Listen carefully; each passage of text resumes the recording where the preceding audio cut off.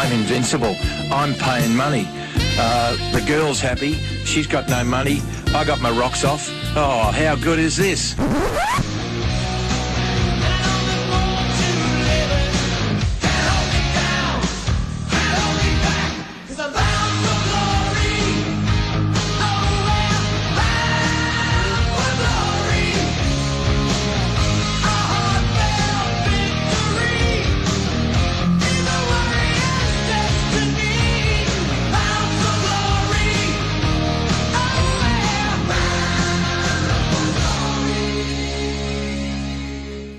Good morning on this very chilly Sunday morning, and welcome to Bound for Glory on SYN, your only AFL program on SYN. My name's Ashley and I'm joined here today by Ethan, Peter and Damon.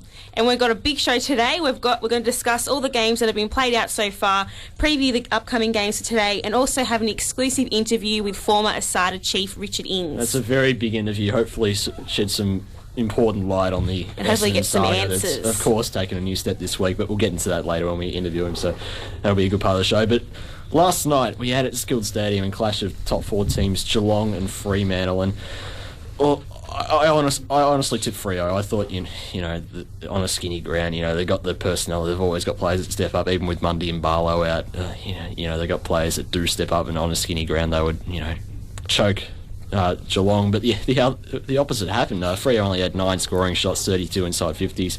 Geelong ran the ball down, and they kept piling it on Freo's defence, and we know how effective they are going forward. And took 13 marks inside 50. That's probably the most Freo's conceded this year, and they just dominated.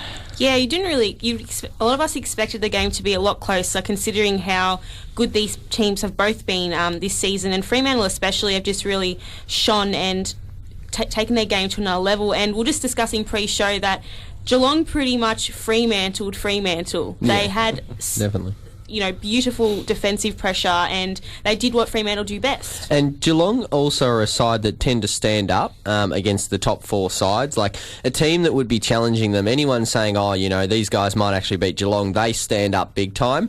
Geelong tend to, I guess, slack off in a bit against the lower sides, but against the top four sides, they always stand up and put in a great performance. An interesting stat also, the Cats had the ball 69% of the time in their forward half, so that just pretty much reflects that, that in the score as well, that they had it more in their forward half, obviously, than to kick more goals. And the margin, I think, fluttered Fremantle. Geelong had 30 scoring shots and Fremantle only had 9.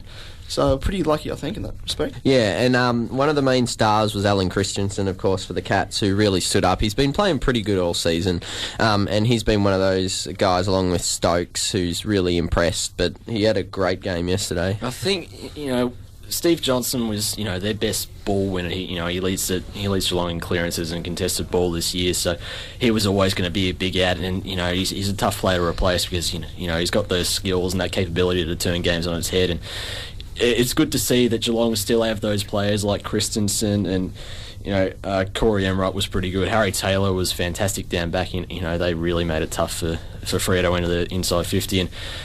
Players like Christensen standing up when they need to, it's fantastic because, he's not one of their... He's probably not one of their top 10 players. On his best day, he probably is. But, it's important to see that players like that can step up for Geelong when they need to. And Ryan Crowley as well did another good job on Selwood. And I read in the paper this morning that there was an old female Geelong fan on the boundary line giving it to Crowley as he was coming to the bench. But I think it was good to hear that there was no pinching tactics like there was last week against Harvey.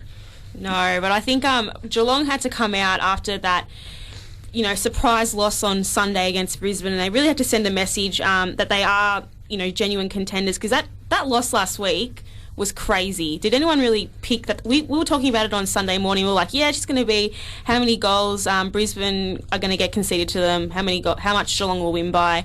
And then, did anyone really pick that? Well, no, I don't think anyone tipped that. But Geelong got complacent in the last quarter against them, and I don't think they did this time. They kept piling it on. And, they still kicked 4 goals in the last quarter. they kept delivering it inside 50. They played a 4-quarter game, which I think is what Chris Scott will be most pleased about. Yeah, definitely. And that's the thing with them. Like I said, with them playing against bottom four sides, you look how they played against Gold Coast in GWS for 3 quarters. They tend to sort of just go, yep, we can win it off a quarter, and they came unstuck last week. And this week they were out on a mission to make sure they didn't do that. But yeah, it's very interesting with them. But another, I guess, moving on to the next game, because we've got time. Port Adelaide are a side that's really shown great pressure this year, and they continued yesterday, knocking off Collingwood at Amy, and that backs up their win against Sydney. Oh, I can. I really can. I predicted Port by about 32, so they got, 34? Yeah. 35. 35, so yeah. John McCarthy's old number as well. Yeah. Which I think, Paul Stewart tweeted about that in the end. That's pretty fitting for a game. There was a very good tribute, both teams running through the banner, and his best mates doing the coin toss. So it was a very good showing from both Port Adelaide and Collingwood.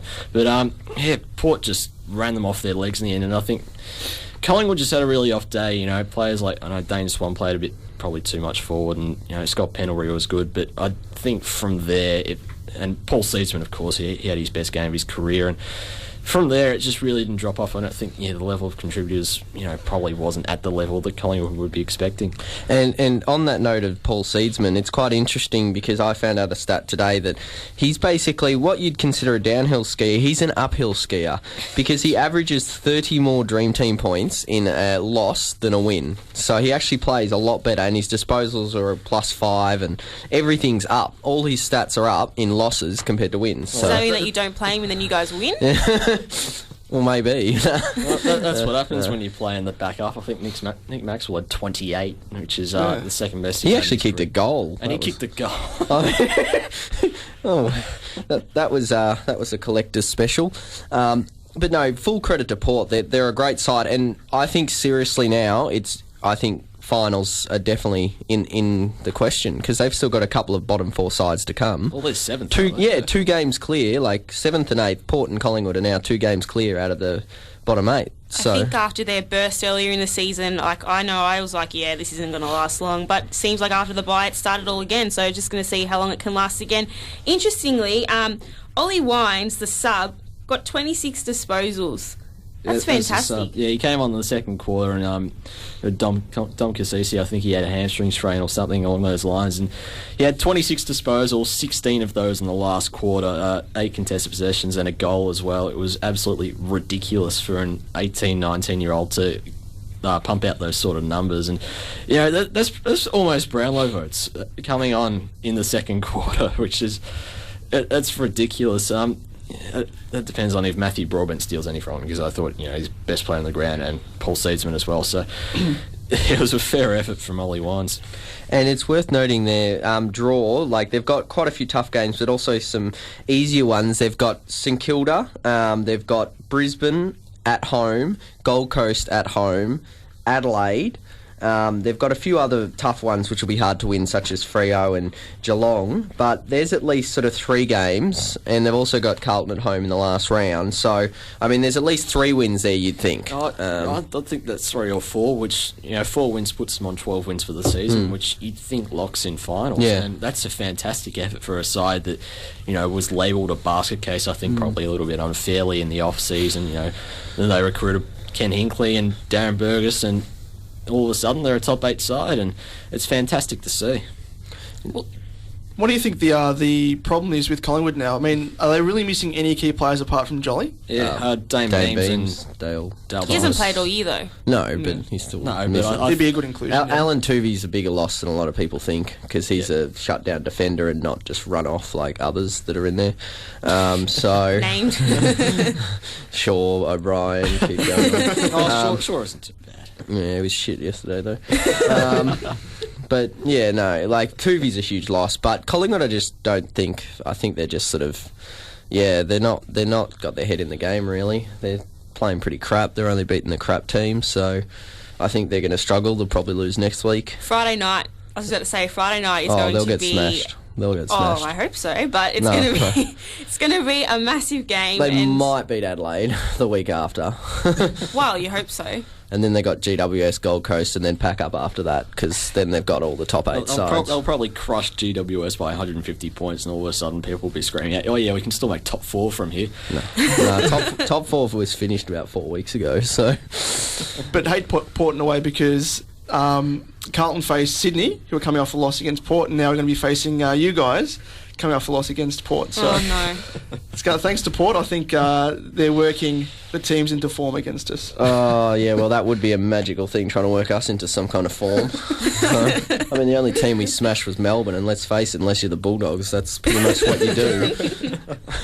It's just got to rock up for that. So you're very optimistic about Collingwood, Pete. I am. Well, I mean, excited. We recruit a lot of plotters, so... honest tries. Here's Derek Hine, this recruiting wizard who. Not draft picks. No, I'm talking free agents. I think Jordan Russell was okay, yes, sir. What? Okay, yeah. On the phone. This is why we're so bad. That statement summarises why we're so bad. I didn't say it was best on ground, but there weren't a lot of players that were worse than him. I think it says a lot that a defender can get 25 disposals in a game, a lot like Nick Maxwell. But he's okay, and his kicking was I think probably his main query, and he delivered at 76% efficiency. So I think he did okay, and I think there's a lot of players worse, and there'll be a lot of players that Nathan Buckley to look to yell at first. I think. Oh yeah, well yeah, a lot of them are quite unaccountable. I think that's the biggest worry right now, the defensive running and the concern that way. But to go on to the next game, which is Essendon and West Coast over at Etihad. How did Essendon win that? Sheer luck. Sheer luck. Oh, that was ridiculous, that last few minutes. I was working, so I only caught a bit of the end of that. But, my God, how did that happen? I was looking back at the stats in the last quarter when Essendon really got a run on, and I couldn't tell you how many effective long kicks they would have had, but I think it would have been probably 20-0 or something, because Essendon they lost most of the main stats in the last quarter, and they still kicked 5 goals to 1. They had 20 less disposals. They had more clangers, less marks, and they still managed to pull a win out. And I don't know. It says a lot about Essendon's fitness, I suppose. They've done that to Fremantle as well over in Perth. They're 2-0 over there, which I think says a lot about the way they've played this year and the way they've travelled on the James Hird. So.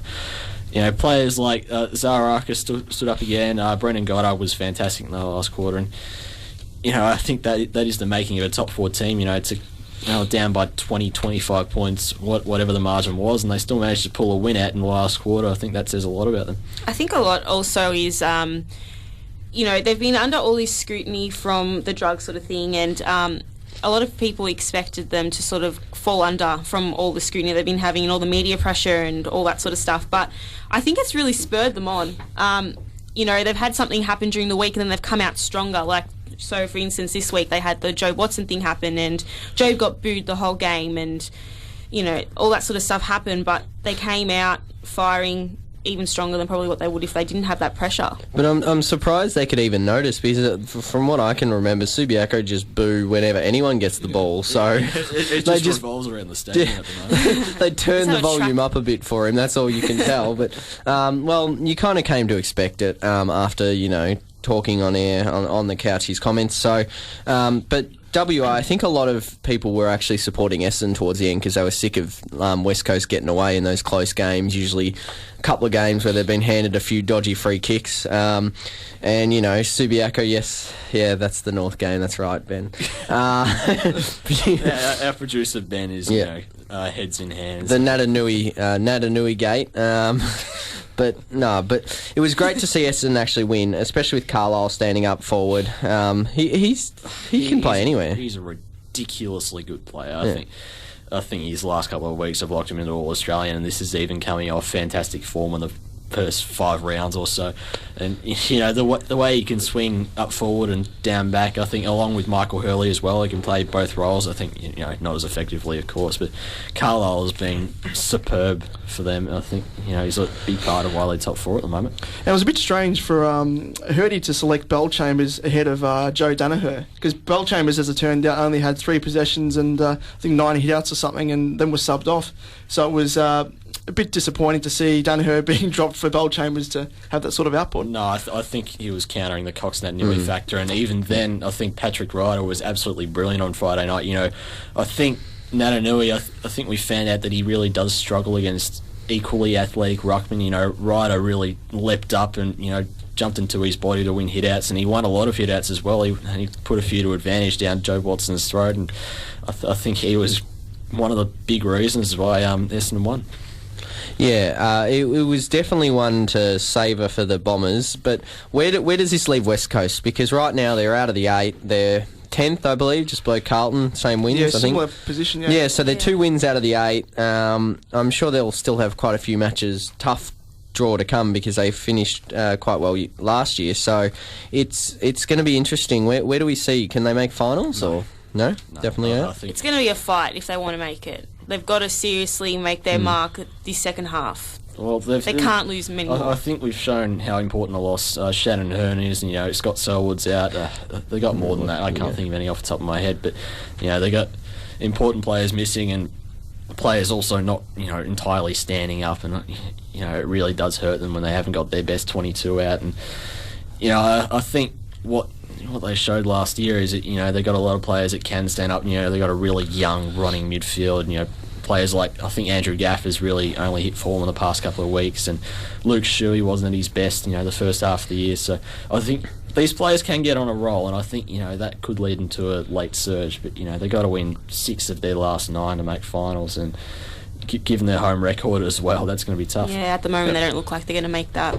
And they're facing Fremantle, Sydney, Essendon among the few remaining games, so it's going to be quite hard for them to... That's 3 losses straight off the bat. Yep. So, yeah. The Fremantle one, given the you know, the showdown factor, or whatever they call it, what do they call it up there? The Derby, whatever it's called. Yeah, given they're that, unpredictable.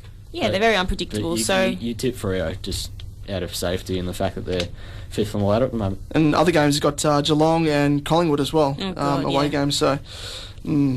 Doesn't look like it. No. Yeah, they won't make finals. Make sure you send us in your thoughts on 0427 767 767. We'll be back after these messages with the interview with Richard Ings. SYN's International Feature Album of the Week, Smith Weston's Soft Will.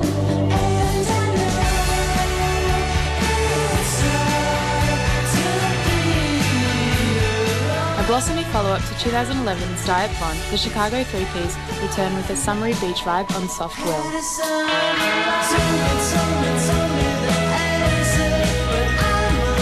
Listen to the international feature album, Smith Weston's Soft Will, all this week on SYN.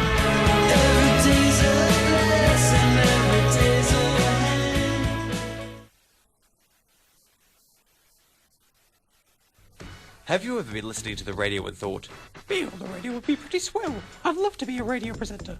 But then thought, wait, that's going to take a lot of work, and I have school to focus on. What if I told you your school could get you on the radio and during school hours? Oh my god!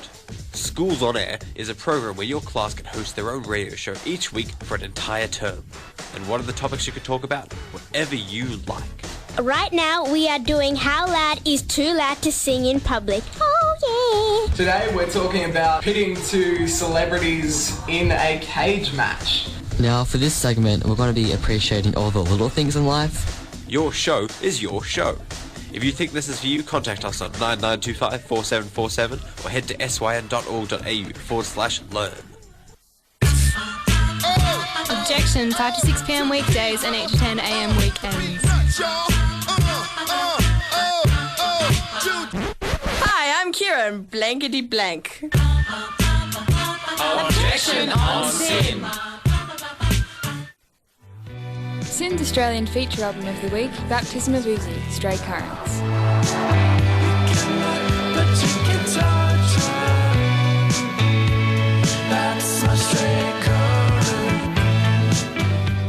Melbourne's Baptism of Uzi's EP is short, sharp and laid with palatable modern sounds. Staying true to its name, Stray Currents meanders through rock, pop and synth-laden beats.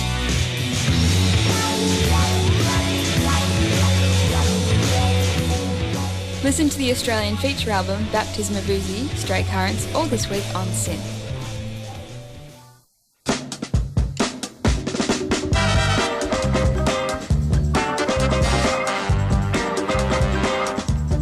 into We Need to Talk About Film on SYN to hear interviews from film buffs and reviewers from all around Australia. And of course, here's some funky tunes from your favourite films to get you through your Saturday night. Tune into We Need to Talk About Film with me, Georgia, from 6 p.m. on Saturdays here on SYN. A side quest is an optional section of a video game and is commonly found in role-playing games. It is a smaller mission within a larger storyline and can be used as a means to provide non-linear structures to an otherwise linear plot.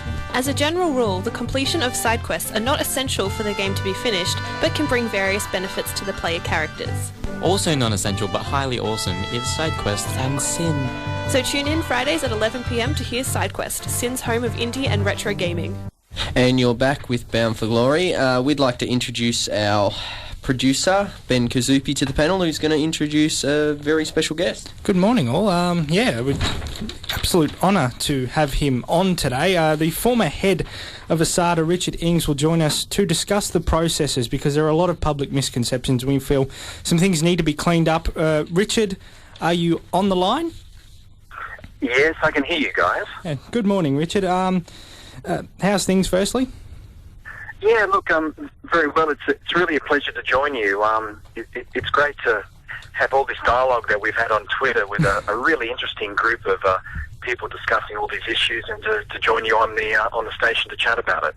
Yeah, you've been incredibly helpful so far, and because obviously ASADA can't comment on it publicly while there's an investigation, but obviously with some prior experience you can obviously navigate some of the processes and clear up some things that, you know, we in the public need some clarification on.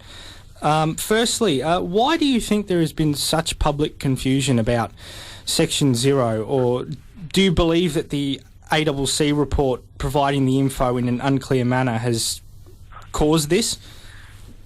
Yeah, look, I think there's a couple of issues that contribute to this.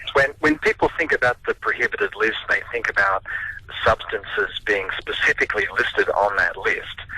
But in 2011, WADA put in a catch-all category S0, and a category designed to capture any preclinical, any not approved, any experimental drug. So there are literally tens of thousands of drugs captured by S0, and AOD 9604, the substance in question, is one of those substances. And the protocol surrounding comment, because Essendon have repeatedly said we can't comment on an investigation. What are you free to say when you're questioned with ASADA? Well, in terms of the rules, these are the AFL rules, and the AFL and ASADA absolutely are bound by very strict, in fact legally enforced confidentiality. Both organisations can talk about process, but they can't talk about anything specific at all to do with an investigation.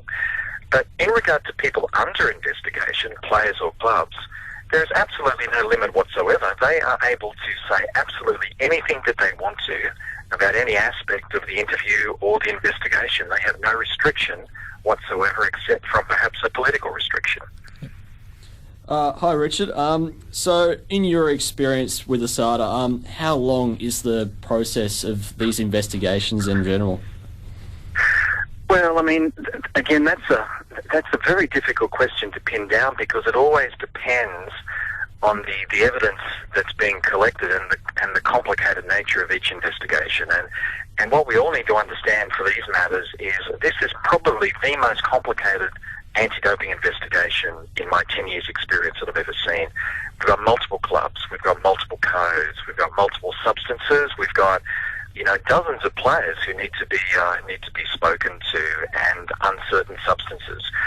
This is really going to go on for the majority of the season, I really do fear. So, well, off that, what would the longest case you've ever had with ASADA be? Well, you know, I think the benchmark in terms of length of case would have to be, it's a case overseas, but talking about Lance Armstrong. I mean, Lance Armstrong was an investigation that went for years. He never returned a clear, definitive, positive test.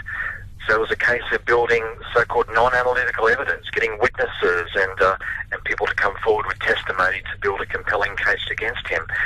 This case now will not take that length of time, but it will have a few more months to play. If Richard, if any athlete were to go down the compound chemist defence, how would that play out? What would any athletes need to prove in order to escape sanctions via this method or this defence? Well, again, it gets quite complicated in terms of what we're talking about here is determining a degree of fault.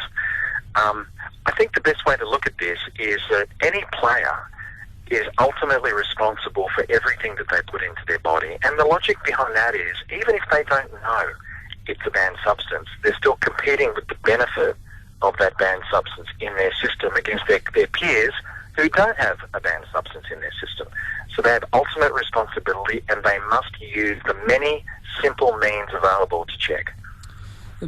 Just on top of that, considering obviously the lack of cooperation, what we've seen with some of the NRL clubs, from my knowledge, and I'm not sure if the bill passed, but did ASADA gain that extra power during the week? I believe there was a bill sitting in Parliament that would give them extra questioning powers. Yeah, they have. But there's two things we need to separate out here. It's the powers of ASADA to sit down and talk to people who are part of the game, who are inside the sport, and the powers of ASADA to sit down and talk to people who are beyond the sport, who are outside the game.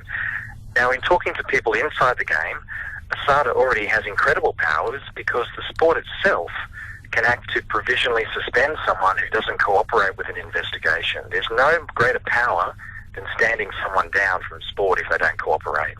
But these new laws now give ASADA power to talk to people outside of sport, be they doctors or pharmacists or anybody beyond the reach of sport and sporting rules. And if they don't cooperate, there are a possibility of fines that can be levied till they do.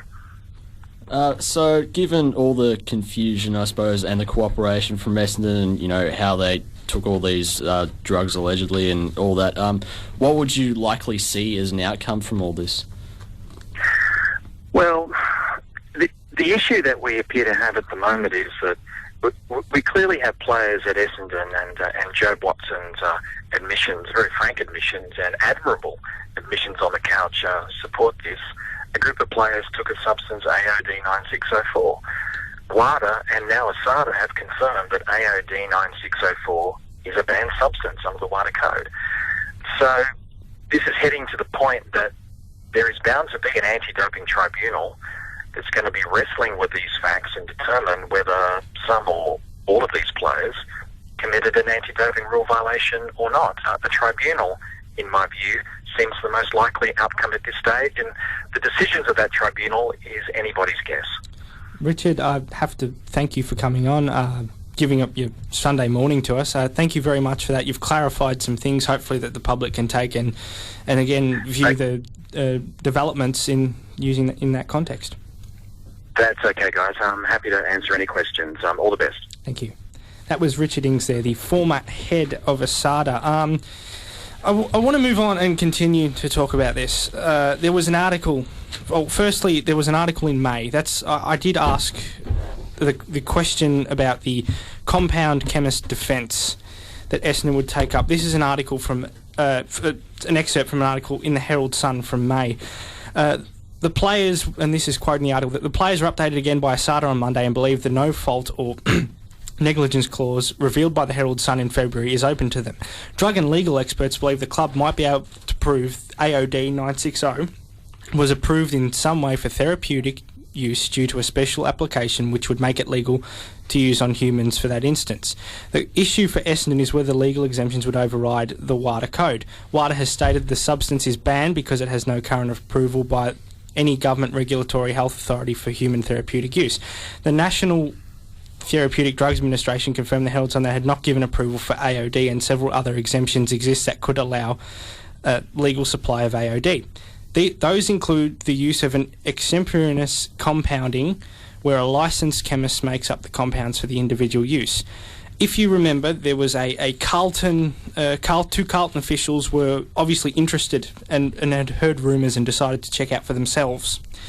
There was a chemist in South Yarra where allegedly Dank has links to. That the owner of that chemist is a licensed compound chemist. Now, I don't know whether that plays any part of it, but I would strongly consider, and from what I'm getting from people who would know more than me, is that will be a key plank in Essendon's defence. And I'm not sure about the details surrounding it, but that will continue to come up. That compound chemist, the way Essendon will try and override any bans. Well, yeah, I think it's one of those, extra elements of what is a confusing case. I know we've got the ACC report that people keep looking back to, and they say it's not prohibited under S2, and they failed to note that it is banned, it is prohibited under SO. So it's going to be very interesting to see. Obviously Richard Ings has clarified that there's probably going to go to an anti-doping tribunal, and it's going to be one of, I suppose, many defences that Essendon take, along with the fact that Dank has supposedly got this letter that clarifies that AOD is not banned, and it's going to be a long winding path, and I think the result is up in the air. Yeah, and I think there are a few things that we need to say about the ACC report. I think people keep looking at this document, and it's confused a lot of people. It seems that government reports are often sourced second-hand information, and the way it was put together, it failed to state that there was an SO clause. That it said it was not approved for human use, but it failed to state there was no SO. It doesn't even acknowledge it, which is, it's weird that they look at these things. I think that might be one of the confusions that Dank supposedly had, that this saying this is not banned under S2, and people run away thinking, oh yeah, AOD is not banned, and we've got Richard Ings coming on saying it is. Well, that's the thing. I think what people need to remember, there are two key pillars to the reasons why we have anti-doping regulatory bodies and the reasons why we govern such things. The first one is obviously we want an even playing field. The second one is the safety of the players. We're talking about drugs here that hasn't passed, obviously, rounds of therapeutic testing. There was an article in today's Sunday Age, Richard Baker and Nick McKenzie, the crack journalism team, and they shed some light on this. They did that first article, of course, on the first 3,000 word long feature article in the Age a few months back that had all these new twists, and it was a very big investigative article because they're probably the best two investigative journalists at the Age or in the country even. Yeah, and I think what many people are angry at Essendon for pushing the limits. That's not where sort of my concern is sourced, because teams are going to push and they're going to look for new ground, and we should be encouraging some sports science because it's done some fantastic things for the game, regardless of this incident. I think every team is looking to gain as many, I suppose, legal advantages as they can. Well, that's why teams fly over to Arizona and do all those sorts of training camps, just for the advantage. Yeah, and there's no problem with that because that falls under rules. The issue that has here is safety, and that's the thing. And to quote the statement that Essendon put out, they put out a statement this morning, and it said, in a statement, it said that it had no knowledge of any clinical trial of this drug in question, and if this is found to be true, it is deeply distressing and disturbing and goes to the heart of what may have been perpetrated at our club. We have a strong work-safe culture in this country. We have ads that are everywhere. They're on TV, they're on public transport. We have an ombudsman who does a great job, and we have regular inspections. We're talking about real people here. We're talking about people with families. We're talking about people that are members of families. We're talking about friends. Real people. They're not just footballers. They're real people. And if they're being injected with stuff that they don't know what the outcome is going to be down the track, then we've obviously need to clamp down, and that's the reason why SO exists, because it's impossible to keep up with what some mad scientist, the way Dank has been described, does. We need to keep this regulated, and we need to also allow for experimentation, but ultimately it needs to be safe. Yeah, I think that's one of the key. I think it is the key point that the article raises amongst all the new things that we learned from the article. I think the most important fact is these are drugs that haven't been tested. It's not whether so much it's performance enhancing anymore. It's just what it does in general, and I think the ambiguity around what the actual drug does, and I think that is the key problem. It's not so much the performance enhancing aspect anymore. I think people just one final thought. Even if it does get TGA approval, people need to remember there are drugs on the market that do all the time, from 5 to 10 to 15 years down the track after they get approval, it finds out there are side effects. I am related to some people who do work in pharmacies, and they advise against some people taking some drugs because of the side effects and the potential side effects and the potential harm. And these are drugs that have passed the testing. We're talking about drugs that hasn't even passed the test. And considering the way Essendon have allegedly entered, with 3 times was the first round of testing that the drug passed, the first stage, AOD. Essendon were injecting it much more frequently. They were injecting it in different methods. We just don't know the circumstances. We don't know the outcomes. Therefore, it's too risky and completely negligent by Essendon to do something like this. Does that mean that they didn't know what the prescribed dosage should be? No, there's no prescribed dosage yet, so because it hasn't passed the tests that would allow us to know what that okay dosage would be. So you were saying, Ben, Joe Watson, when he on the couch interview, actually said that he's never experienced being injected that much as he did last year. I think that says enough. That says enough, doesn't it? Yeah, I think, and as usual, Essendon will be able to mount their defence, and hopefully, from at least my point of view, that players, while they did have some sort of obligation, I do hope that they don't end up with bans. But I think the club itself has a lot to answer, and people like James Hird need to start talking. And I think on that, we'll go to some SYN messages, and these guys will be back talking the rest of the round. Objection, 5 to 6 p.m. weekdays and 8 to 10 a.m. weekends. Hi, I'm Kenton, and I once had blood transfusions with a goat. Objection on SYN.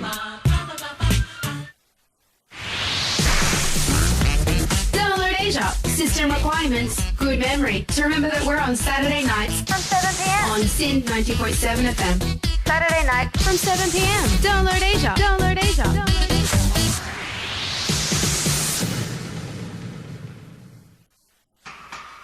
Come on to the dark side. Go to syn.org.au/get involved. Become a sinner. It's devilishly fun. This is another Sports Desk host profile. Y'all ready for this? Tuesday. Name. Sam. Favourite sports. Love me footy. Favourite sporting team. The Essendon Bombers and the Chicago Bulls. Favourite sporting memory. David Zaharakis' winning goal in the 2009 Anzac Day match. What's going to be the biggest story in sport come the end of the year?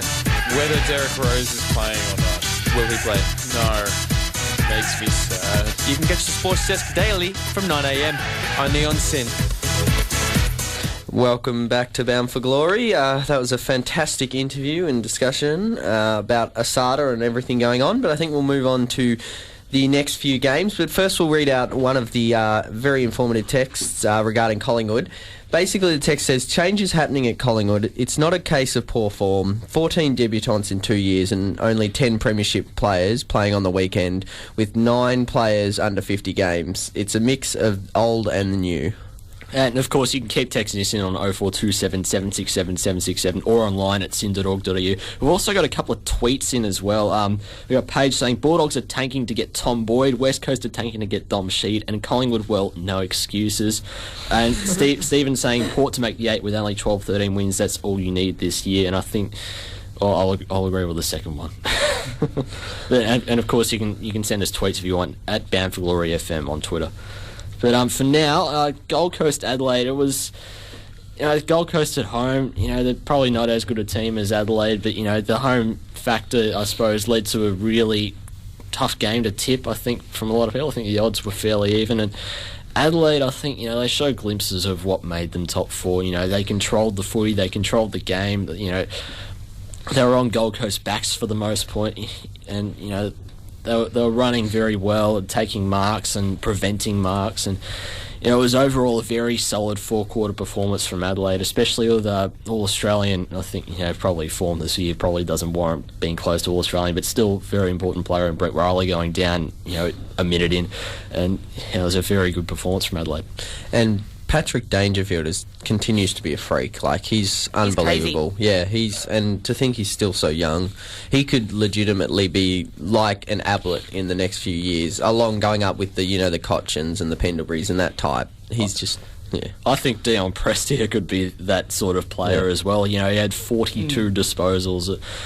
That's ridiculous. He's 20, 21 years old, and he's getting the bill 42 times. It's he's one of those young players that's really stepped up this year. He's probably one of their best 3 players this year. He's just been fantastic. To get the ball more than Ablett, that is something refreshing to see and something great to see. To show that there is more than just Ablett to that team. And Jagger O'Meara did it as well. He had 32 to Ablett's 30. Oh, Ablett only had 30. That's a quiet game for Ablett. I think a lot of He'll be people with disappointed, him as a Supercoach captain are crying, not naming anyone. No, I wasn't crying.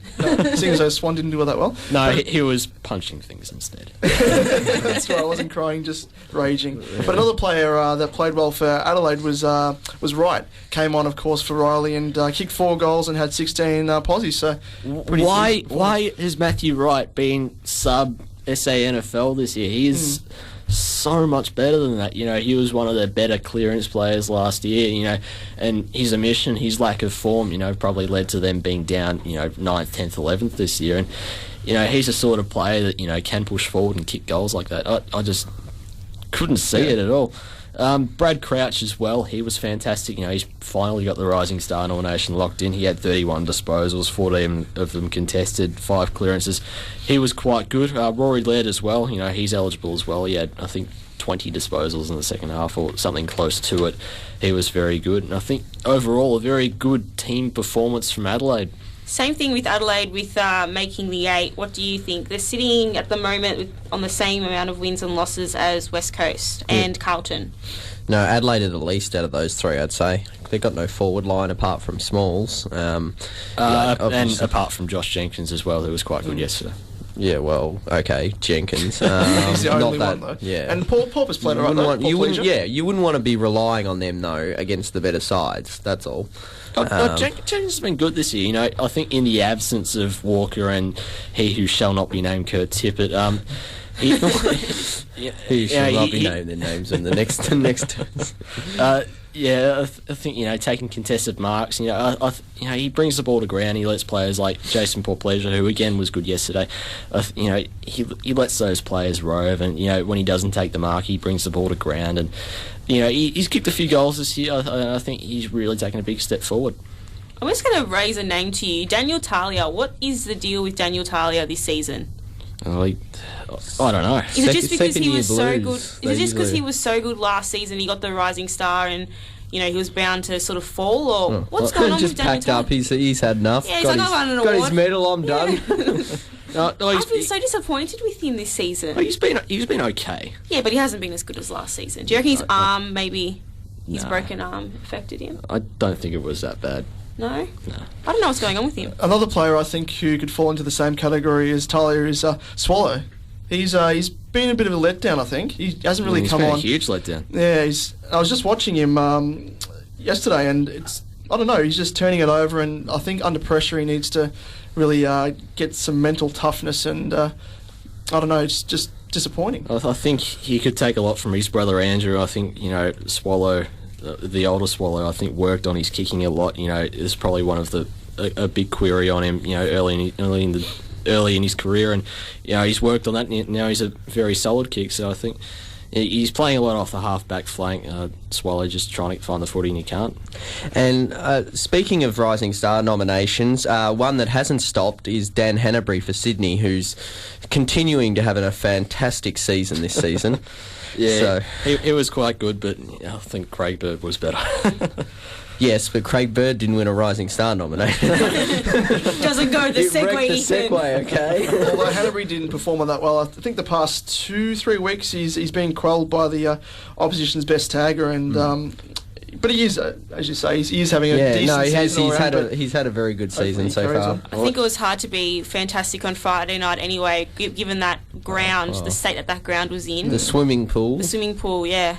Well, I think Sydney played it quite well. I think, they're an okay wet weather team, and Carlton aren't. They really did not adjust to it. I think Mick Malthouse, he described it very well at halftime. When you get the ball, you kick it forward, and I think they started to do that in the third quarter. I think when Carlton really started to get on a run on, Walker looked dangerous forward, and they started to play well, but for the most part it was Sydney in the wet. We know they're a very good contested side, and it played into their hands. Yeah, it definitely. But one player who I thought you wouldn't believe the conditions was actually Kurt Tippett, who, despite what stats might say, he was unbelievable. Like, he was clunking quite a few marks in the wet, and really a target up forward. Yeah, 4 marks on Friday night, which is pretty good in wet weather. Yeah, no, it is. Yeah, that's what I'm saying. He's played 2 games for Sydney. Both have been in wet conditions. He's taken 2 contested marks and 2 goals a game. I don't think he can ask for any more. I think I think it's very difficult to say this off 2 games, but he's worth every cent they're paying for him at the moment. Yeah, definitely. Well, the midfield of Sydney's, Kennedy, Jack. If you're going to tag one of them like a Hannah Breed, the others are going to stand up.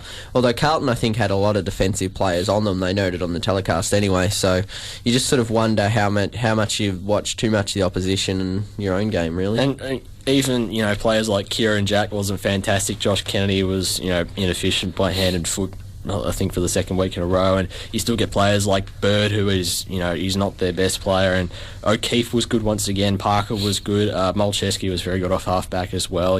Some of his efforts in the last quarter were fantastic, and, it says a lot about Sydney. They've got 22 players who can be relied on to perform each week. And I think the main problem for Carlton was the lack of scoring options up forward. It was a bit hard, as we said, for tall forwards. Jared Wade didn't perform all that well, but they had to rely on the likes of Kane Lucas, which is just funny in itself. that kick that he had on the boundary line, he didn't even kick it in play. He was on the boundary, outside the boundary line, kicked it, and kicked it out. Hilarious. I have no idea how he did it, but that should be going on his highlight reel, I think. Like the opposite to goal of the year. Like, I've never seen that before in my life. Hilarious. But their other goal scorers had Armfield Bootsma, Zach Tui and Gibbs. Someone that's been missing the whole season has been Eddie Betts. What's the deal with Eddie Betts? He was not very good. He hasn't been good all season, to be quite honest. It was an absolute clanger fest. He hasn't been himself. I don't know what it is, really.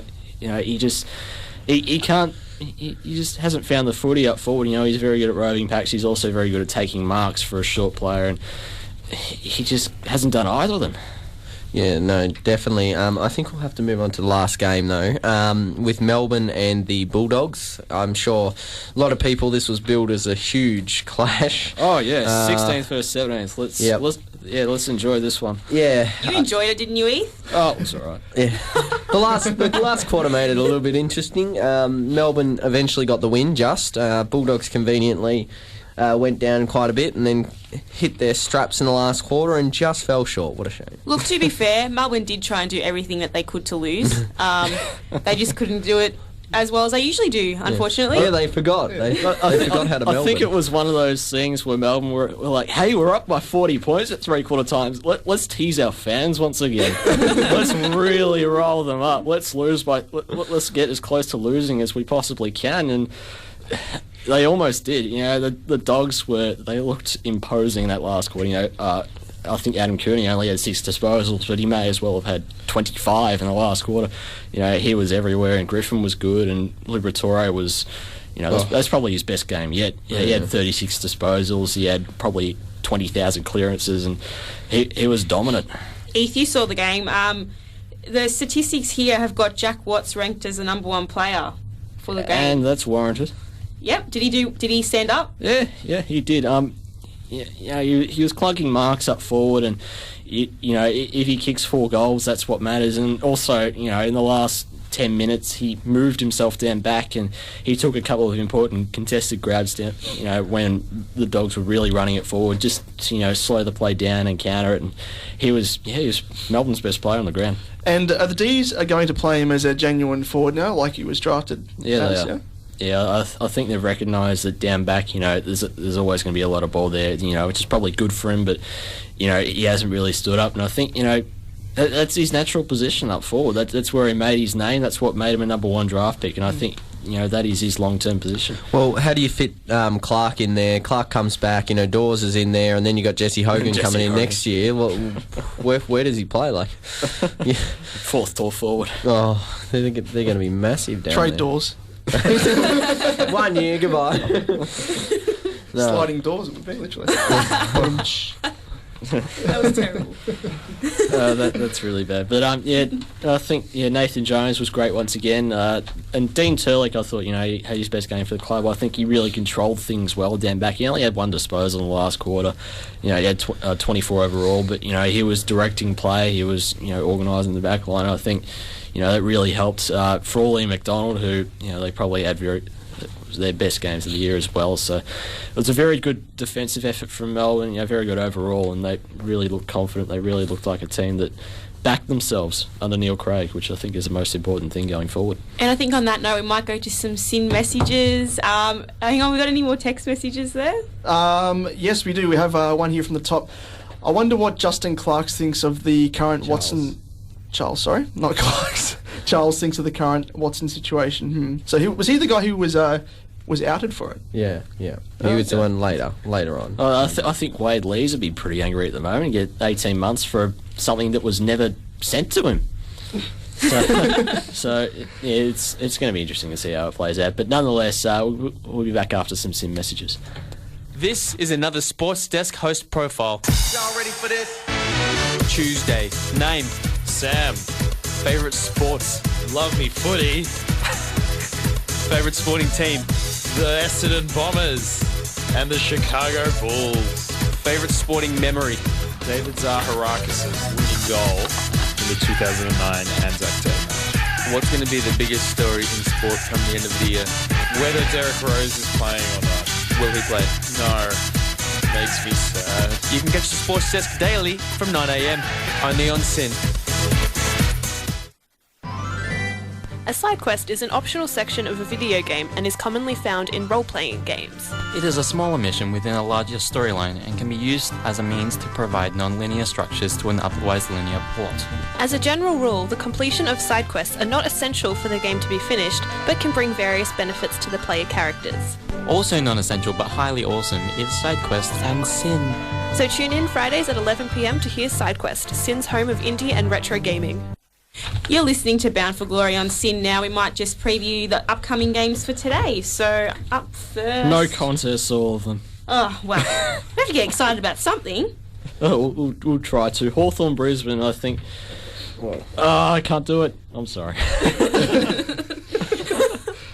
Well, we said that last week, though. Let's be honest. I know it's in Melbourne and it's Hawthorn, but Hawthorn have had ups and downs as well. They can't do it. They can't do it 2 weeks in a row. All right. No way. It's not going to happen. I might say Brisbane just to say that, just in case they win, and then I can come back next week. Just and say rile us up with a random tip of Brisbane. Yeah, why not? Hey, well, considering my tips were completely screwed when they gave me 0 for not apparently tipping during those rounds where everyone got 9, I'm stuffed anyway. Blame the system, Pete. I've stopped tipping. I'm that bad. Yeah. Well, see, that's why I could tip Brisbane. I'm stuffed anyway. But on this game, Brisbane really showed some great, poise and everything last week to come back from 52 points down. That's a fair effort and should really be noted. It was just because it was a late game that sort of it didn't quite, and of course Jobe Watson and everything sort of took over the headline. So. I suppose we could apply footy maths to it. Brisbane beats Geelong, Geelong beats Hawthorn. What do we make of that? I'm trying. I'm really confused right now. Yeah, it's too early for footy maths. I can't do normal maths, let alone footy maths. I'm sorry, but yeah, I think unanimously, Hawthorn are a much better team. First on the ladder, they control the footy, they win the footy, and they've got a very lethal forward line that Brisbane will find it hard to match. So, I think Hawthorn for me. And big loss for the Hawks with Birchall going out with a knee injury, but they gain Whitecross who comes back. That's a very big in. So it's a big in. I think it's a like-for-like play there. So I reckon the Hawks should do it comfortably over the Lions. 1 p.m. game, terrible, but Hawthorn I think will win it. Are you tipping Brisbane, Pete? No, I just realised Birchall's out. Oh, crap. Sending Supercoach teams my into tips to the meltdown. stuff this week, I tell you. Might move on to the next game. Definitely. North Melbourne and GWS.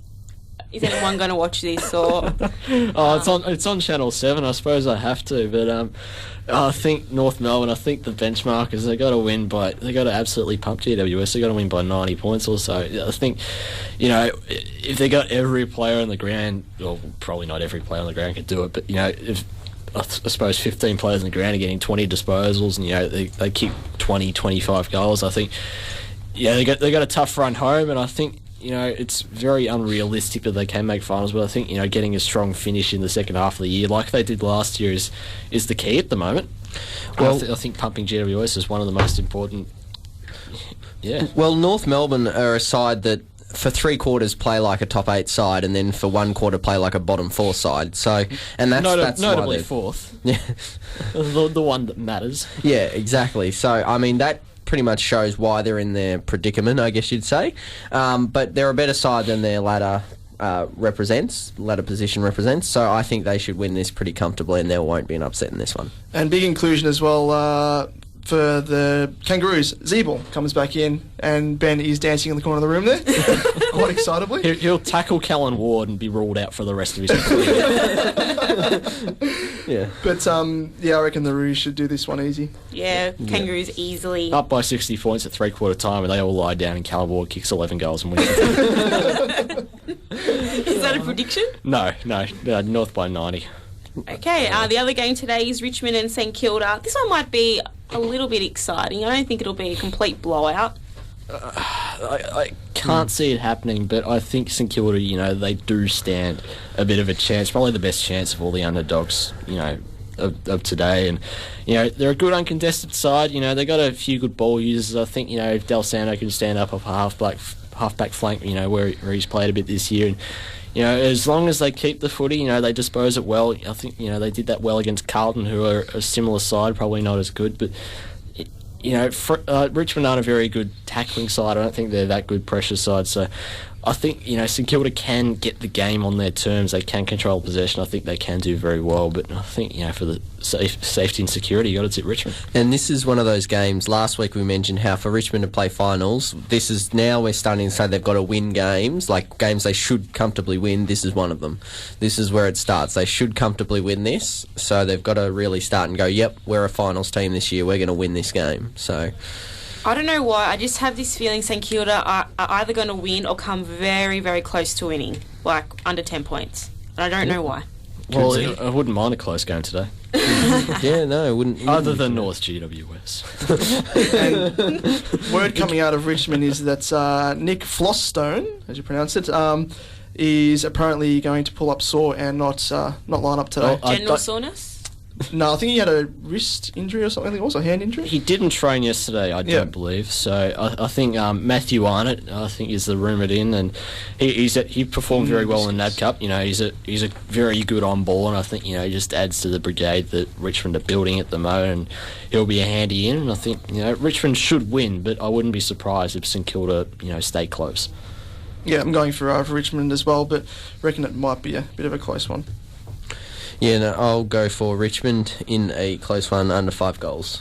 So been a big show. We had a great interview, great show. Just some plugs. Make sure you follow us at Bound for Glory FM on Twitter and Bound for Glory Radio on Facebook, and also make sure you follow Bound for Glory News #4 on Twitter. At the moment, the site's down, but we're on it, and we're going to try and get it back up and running as soon as possible, because we're going to start pumping out some great content like we have in the past few weeks. We'll chuck some more coal in the furnace soon. Get the hamsters running again.